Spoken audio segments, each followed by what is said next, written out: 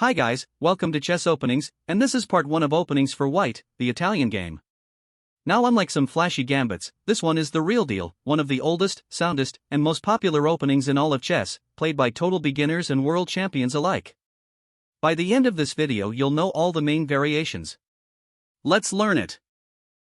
We start dead center with the king's pawn, opening lines for the queen and bishop.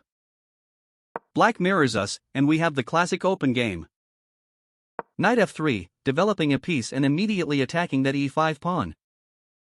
Black defends the pawn and develops a knight of his own. And now comes the move that gives this whole opening its name. Bishop c4, the Italian bishop. It points like a laser straight at f7, the weakest square in Black's whole position, defended only by the king. So Black has 3 main ways to meet the Italian. Road 1, the most classical, mirror us with the bishop to c5. That's the Giuoco piano, the quiet game. Road 2, the sharpest, develop the other knight to f6, punching at our e4 pawn. That's the two knights defense. And road 3, a cheeky little trap, the knight leaps to d4, ignoring everything. That's the Blackburne shilling gambit, and you must know it. We'll cover all 3. We start with the classical main road, the Giuoco piano. Bishop to c5. Bishop c5, a perfect mirror, aiming right back at our own f2. Now White sets the tone. Option 1, the modern main line, the quiet pawn to c3, planning to build a huge center with d4. Or option 2, the swashbuckler, throw the b-pawn to b4, offering it up. That's the famous Evans gambit. Let's play the calm main line first. The classical build-up. Pawn to c3. c3, quietly preparing to smash the center open with d4 next move. Black develops with tempo, attacking our e4 pawn. And there it is, d4. The big central break, hitting the bishop and the pawn at once. Black takes. Now the key decision. The modern main line is to push e5, grabbing space and kicking the knight. Or the sharper old school try, recapture at once, take back with the c-pawn. Let's take the main line first. Push the pawn to e5. e5, gaining space and kicking the f6 knight. Black hits back with d5, forking our bishop and grabbing the center. The bishop slides to b5, pinning the knight to the king. And the f6 knight leaps into e4, right into the heart of the board. We recapture on d4, and this is the modern mainline position. The engine calls it dead level, but it's a rich, double-edged middle game that is a joy to play. This is what you'll see most of the time. Now for the fun. Rewind to move 6 and take the sharp recapture instead. We grab back immediately, daring Black to check. And there's the check, bishop b4. We can block 2 ways. The knight to d2. Or the bishop to d2. The knight first. Knight d2, blocking the check. Black snatches the e4 pawn. And we just castle. Down a pawn, but look at us, fully developed, king tucked away, rook on the open file. This is picture-perfect gambit compensation, and the engine agrees it is completely equal. Rewind to the check. Now the bishop block instead. Bishop d2. And now Black faces a big choice. The calm way, trade the bishops on d2. Or the greedy way, grab the e4 pawn. Calm first. Black trades on d2. We recapture with the knight. Clean, equal, and comfortable, with a lovely central pawn and easy development. But what if Black gets greedy and grabs the pawn? Watch this. Knight takes e4. We snap off the bishop. He takes back with the knight, and everything looks fine for Black. It is not. Bishop takes f7, check. A gorgeous little sacrifice to drag the king out into the open. The king is forced to grab it. Queen b3, check, and it's a fork. It hits the king and the knight on b4 at the very same time. Black blocks the check with the pawn. Now, do not be greedy. Grab the knight right now with the queen, and Black swings his rook to f8, gets active, and slips away. It's only equal. Instead, throw in this in-between check first.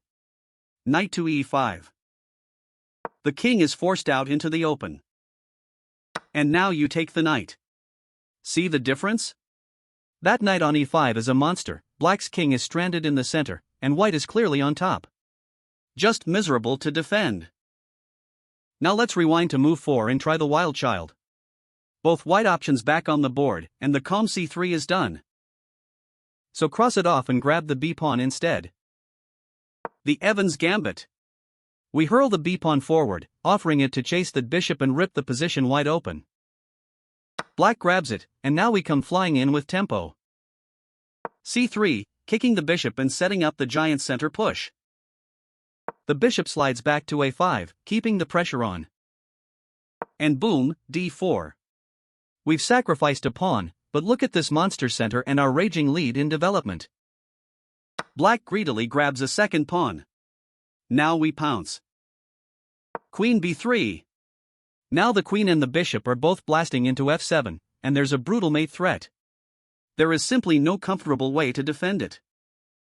Blocking with the knight to e5 just loses, we simply take it. So black has only 2 real tries, knight to h6, or queen to e7.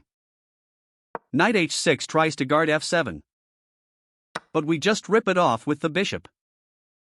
He has to recapture, and his kingside is in ruins. And bishop takes f7, check. The king is dragged right out into the open and white has a big, dangerous attack. So knight h6 just isn't the way to go. Which leaves the only move, the calm queen to e7, defending f7. Queen e7, the only defense. We castle. And even though we are now 2 pawns down, feast your eyes on this lead in development. Black tucks the bishop away, and now white's attack builds all by itself.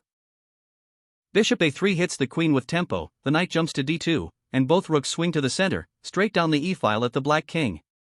2 pawns is a tiny price for an attack that plays itself. The engine gives white the edge. Okay, all the way back to move 3 in our 3-way fork. We've done the Giuoco piano with the bishop to c5. Cross it off. And now the sharpest defense of them all, knight to f6, hitting our e4 pawn head-on. Knight f6, the 2 knights defense. From here it's a street fight. The knight attack. We ignore our own pawn and lunge straight at f7, that soft spot again. Black's only good move, striking back in the center and blocking the bishop. We take. Now the critical moment. Option 1, the natural recapture, knight takes d5. It looks obvious, but it walks right into a famous attack. Option 2, the cold-blooded defense, knight to a5, hitting our bishop and refusing the pawn. Let's punish the greedy recapture first. So black grabs the pawn back with the knight. Knight takes d5. And now, the fried liver attack. Knight takes f7. We sacrifice the whole knight to blow the king open. Yes, it forks the queen and rook, but that's not even the point is the naked black king. The king is forced to take, and now he's out in the open way too early. Queen f3, check, and it also slams into that pinned knight on d5. The king has to babysit the knight, so it marches all the way to e6. Terrifying to play as black. We bring another attacker crashing in on the pinned knight. Now white's temporarily down a whole knight, and black will scramble to hold it, say with knight to b4 to defend the pinned knight. But look at that king, stranded on e6 in the open. White is a move or two from castling and crashing through. The engine says white is clearly better, and over the board it's a nightmare to hold. Well worth the piece. But black doesn't have to take. Rewind to move 5. The cool-headed defense is knight to a5. Forget the pawn, hit the bishop instead. Knight a5, kicking our bishop and calmly refusing the bait. Bishop b5 with check. We hang on to the extra pawn, but black gets terrific piece play for it. This one's a proper fight, and the engine calls it dead equal. And finally, road 3. Back to move 3 one last time. We've done the Giuoco piano and the 2 knights. Cross off the Giuoco piano and the 2 knights. Which leaves the sneakiest of the lot, knight to d4. Knight d4? It jumps in attacking our knight, but bizarrely leaves the e5 pawn just hanging. It looks like a total beginner blunder. But this is the Blackburne shilling gambit, and it is pure poison. So white greedily snaps up the free pawn, knight takes e5.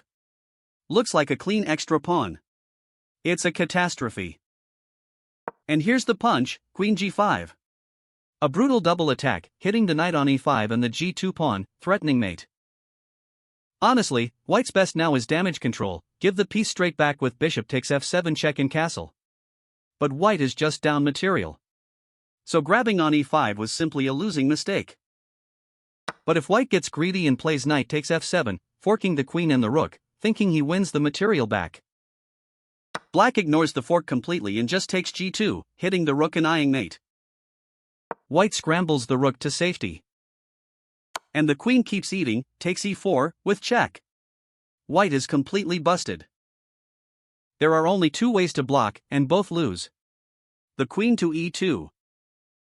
Or the bishop to e2. Let's try the queen block first. Queen e2 blocks the check. But the knight just takes the queen. Black is up a whole queen. Completely winning. So rewind to the check, and try the bishop block instead. Bishop e2 blocks. But look closely, it is now pinned to the king. Knight f3, checkmate. That bishop on e2 would love to capture, but it is pinned to the king by the queen on e4. The white king is smothered by his own pieces. Game over. So how do you actually beat the Blackburne shilling? Dead simple. Rewind to move 4, and do not get greedy. Never touch the d5 pawn. Just take the knight instead. Knight takes d4. Black recaptures, and now this pawn on d4 is black's headache, overextended and weak. The engine gives white a clear plus, around plus 1.4, precisely because of that weak d4 pawn. No tricks, no problems. And that is your complete guide to the Italian game, part 1. The classical Giuoco piano, the wild Evans gambit, the razor-sharp two knights and the fried liver, and the Blackburne shilling trap you will now never fall for. It is sound, it is aggressive, and it is perfect for every level. If this helped, smash that like button and follow for part 2, or we go even deeper. See you next time.